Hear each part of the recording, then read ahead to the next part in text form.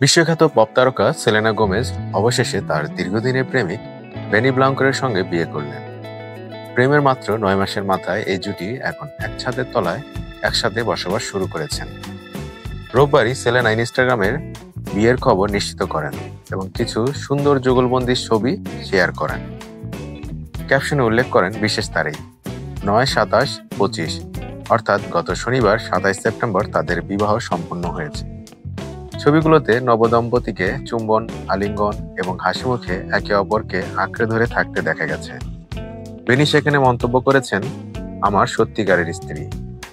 বিয়ের সাজেও ছিলেন তারা অবিকল স্টাইলিশ।